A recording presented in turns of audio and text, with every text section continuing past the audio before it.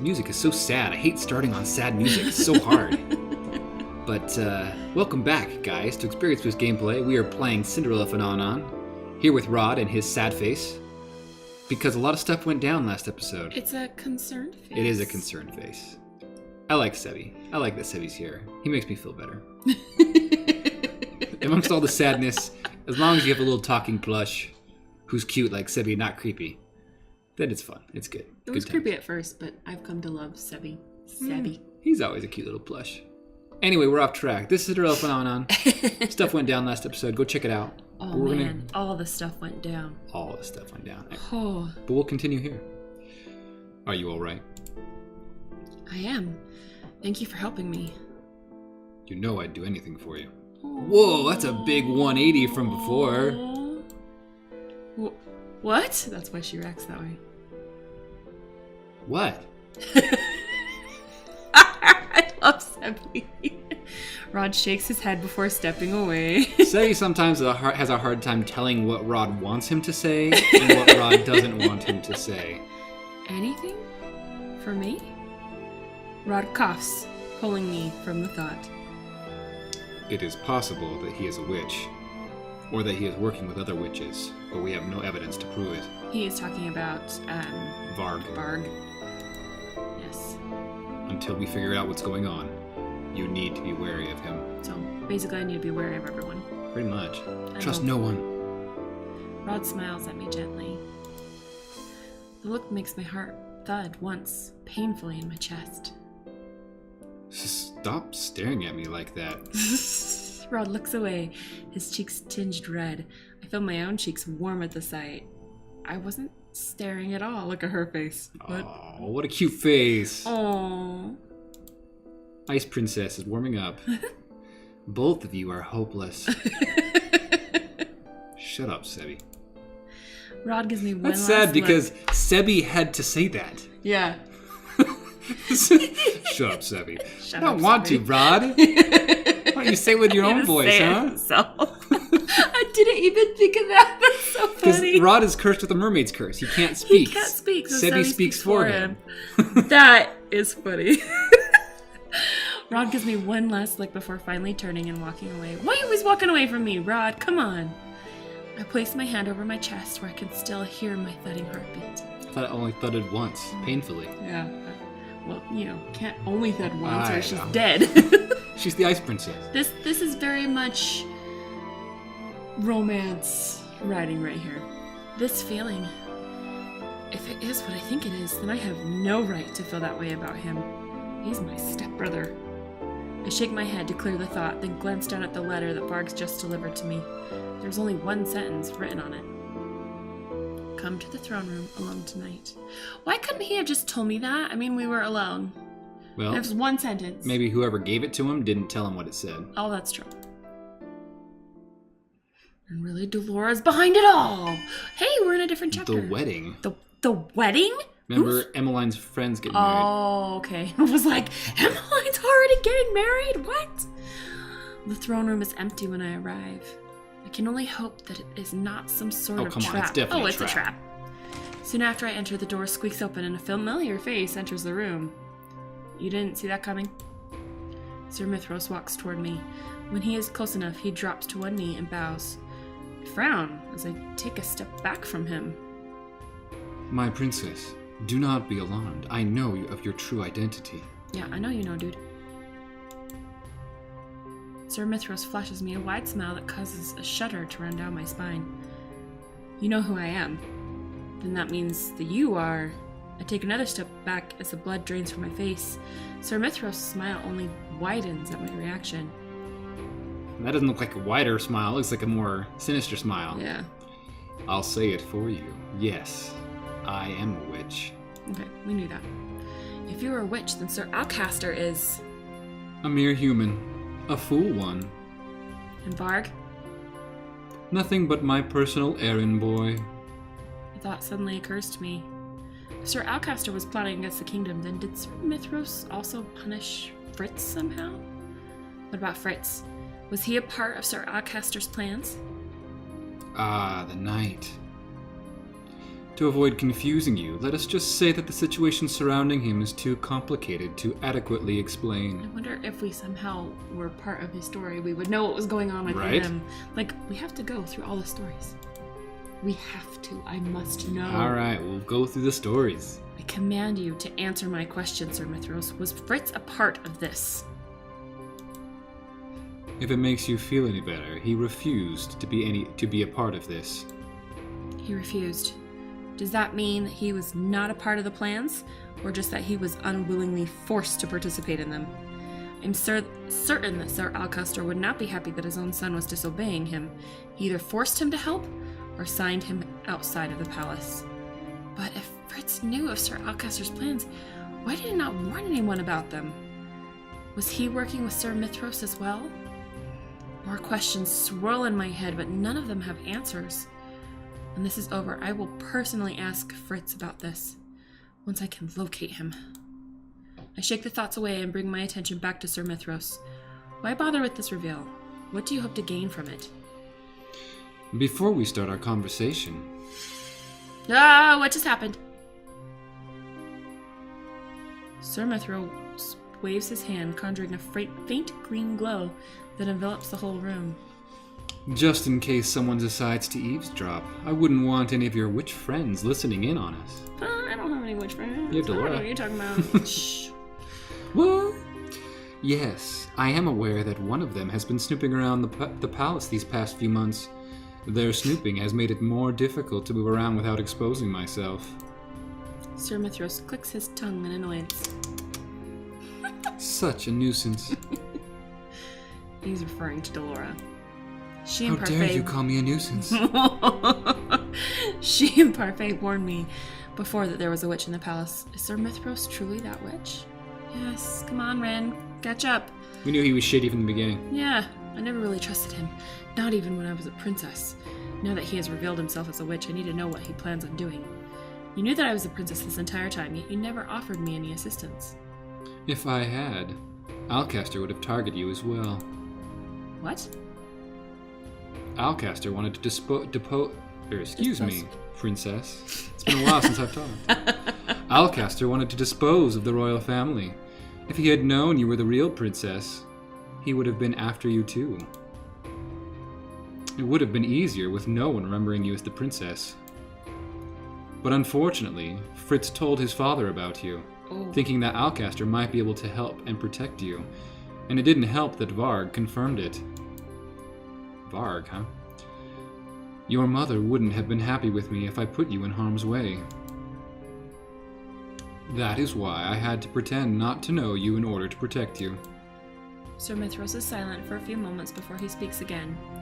Revealing myself to be a witch was necessary. I had to make myself appear useful to Alcaster somehow, after all. Then, of course, I learned of his foolish plans to steal the crown and decided to thwart them. Though not before I stole something from Alcaster first. I played him like the fool that he was. I told him I would aid him with my magic so long as he gave me the knight's protection. Using magic is almost impossible in this place, so having the knights to back me up was crucial. The Knights? What does he need the Knights' protection for? What are his plans? Sir Mithros starts pacing the room, his expression still calm. I found out that he planned to dispose of me after he obtained what he needed, so I disposed of him first. Alcaster might have been able to convince most of the knights to aid him by promising them promotions, but... well, my magic is far more convincing. Sir Mithros stops in front of me, his deadpan expression transforming into a smile. For now, let us desist speaking of my plans. The minute Alcaster's plans were thwarted, I knew I had to contact you directly. I'm happy to see you in the palace, Your Highness.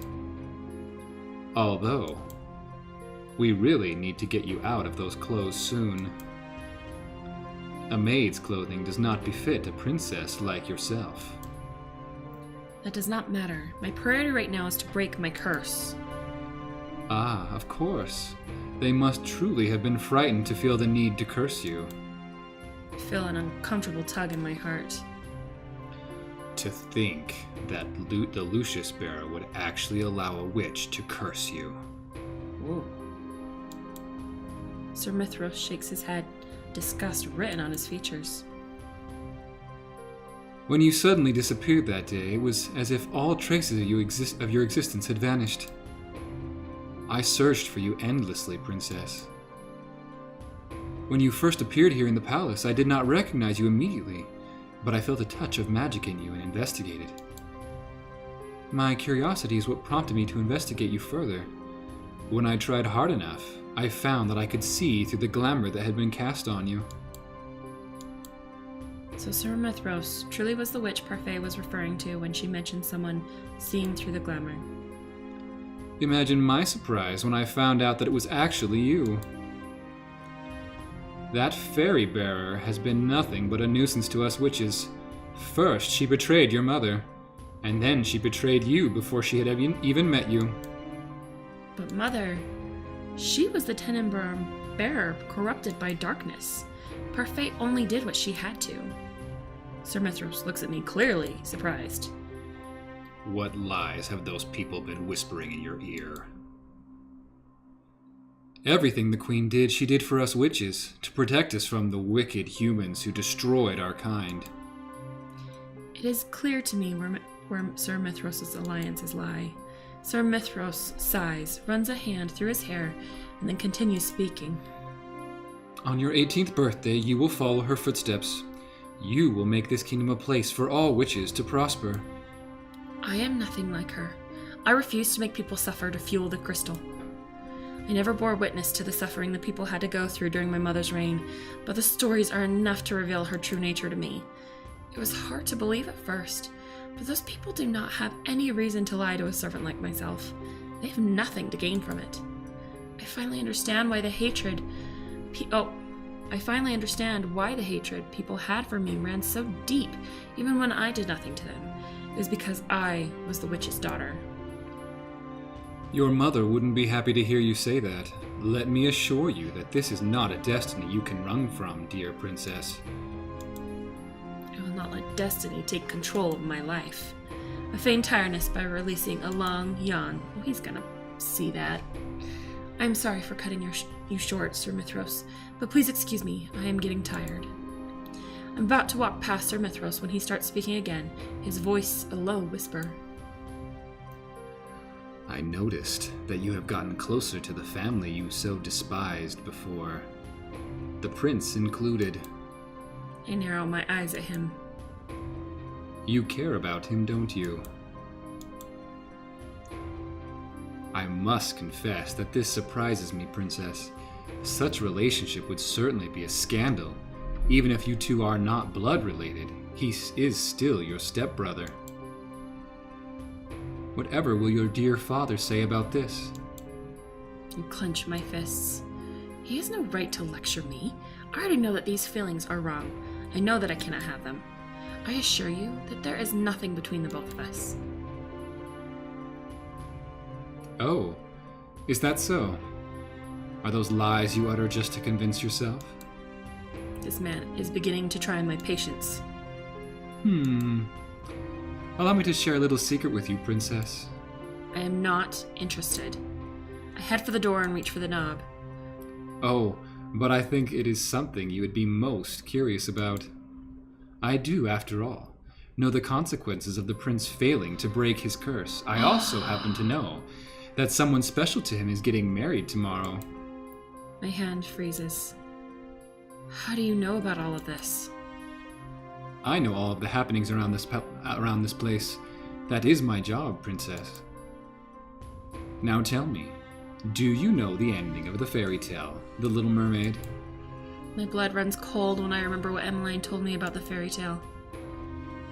If the prince fell in love and married someone else, the Little Mermaid's heart would break, and she would dissolve into sea foam. I conducted my own investigation and actually met the witch who bestowed the curse on the prince. In meeting her, I found out everything that there is to know about it. I turn to regard Mithros with a frown. Ah, it seems I have finally gotten your attention. What do you plan on doing to Rod? Sir Mithros shrugs. Meh. To him, nothing really. I was merely curious. I wanted to know what you saw in him. What do you know about his curse? It stays true to the fairy tale, only in this case, the prince gives up his voice for the title. Still, it will end the same way. The girl will fall in love with someone else despite his sacrifice. You mean... On his beloved's wedding day, the prince will die. I had thought you might have reached the same conclusion. Tragic, don't you think? I had the same thought, but... Is Rod truly going to die? So the reason Rod gave up breaking his curse was because he knew that Viorica would never love him back. He knew that he was going to die the moment Viorica married. Dread begins to wash over me. Why not ask him yourself? As if orchestrated by magic, the double doors open, and Rod steps inside. When he sees me, his expression relaxes. I have been looking all over for you. I wanted to speak with you about my discussion with Lady Parfait. I turn around to face Sir Mithros once again, but to my surprise, he is already gone. When did Sir Mithros leave? Rin, something wrong? Was Sir Mithros really speaking the truth? Ask him or confront him. I would say ask him, but... Yeah, go with ask him. Is it true that you will die when Viorica marries Decimond? I see you're still stuck on the same theory. Have you been snooping around again? Please answer my question, Rod. And if I am? Why do you not want anyone to help you fix this? I don't need to tell you everything, Rin. His voice is now soft, his expression tired. I've been aware of another way to break my curse from the beginning, but I would rather die than do what it is I need to do. Do what? Have you not read? Rod's voice trails off when he sees my confused expression. He clears his throat. Forget it. There is nothing more you can do. The reason I never told anyone the truth of my curse is because I never wanted anyone to blame themselves for not being able to help me. I was already a lost cause the moment Viorica really fell in love with someone else. I could never take that happiness away from her. Rod becomes silent, his gaze downcast. The vulnerable expression catches me by surprise. You should have told me about your curse a long time ago. How many times must I repeat myself? Telling you about my curse won't change the outcome. I could have tried to help you. Why are you so insistent on helping me? Because I care about you. My face warms when the words escape from my lips. Rod also flushes. What are you saying? That I am worried about you. On Emmeline's behalf, of course. I do not want her to think that I let you die. Rod lets out a deep sigh. Just stop talking. You are in no position to tell me what to do. Rin. There's a hint of warning in his voice. Now you better let me help you, or... Oh. I was not. You were not? I totally knew it was coming. What? He told her to stop talking. I mean, hello, what else is he gonna do?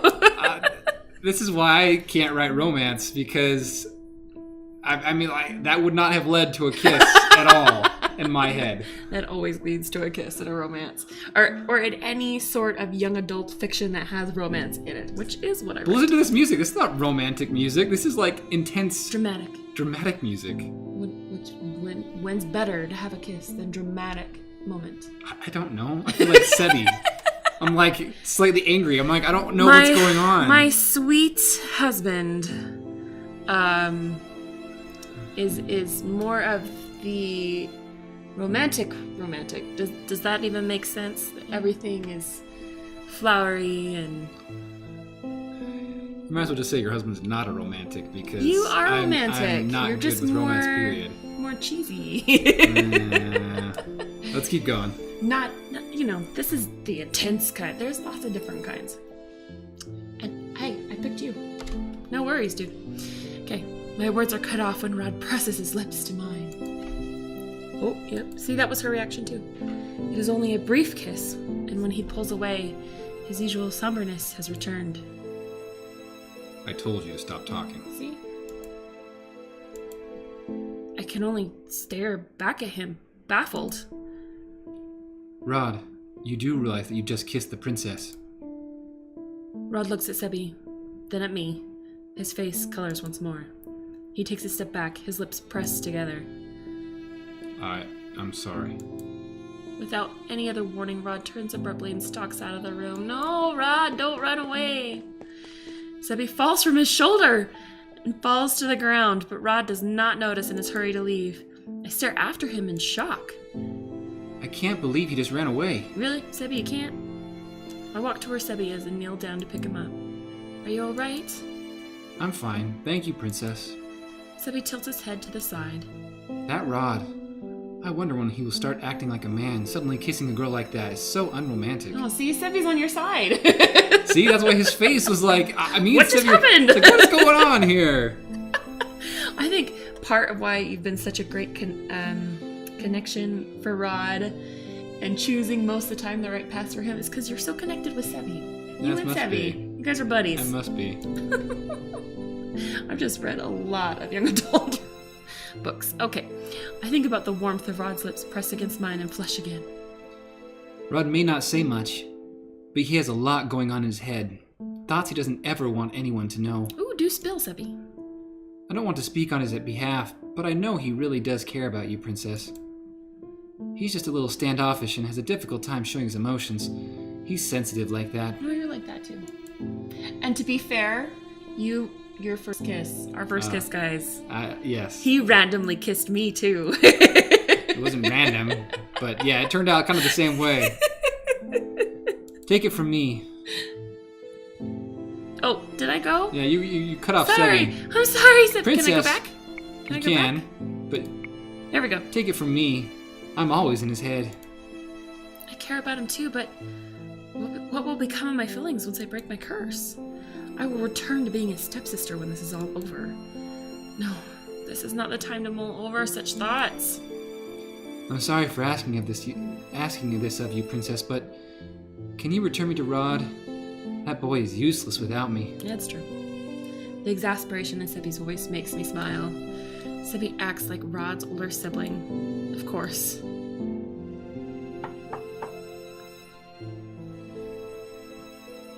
And we were thinking of continuing or not, but this again is the hallway of transition, so we have to stop and see whether or not Rod opens the door. Something probably happened to Rod. What's gonna happen? He's vulnerable now, right? He can't even talk. He can't even talk. So and he's supposed to die tomorrow. He's supposed to die tomorrow. No. Things are heating up. Stakes are getting higher. No. This is not good. Seriously. Intense. And on this dramatic music, we're going to adjourn. If you like what you saw, consider leaving a like down below. If you really like what you saw, consider subscribing to the channel. And we hope you join us next time as we continue this adventure with Rin and Rod in the Cinderella Phenomenon. My name is Archive. And I'm Rin. Thanks, guys.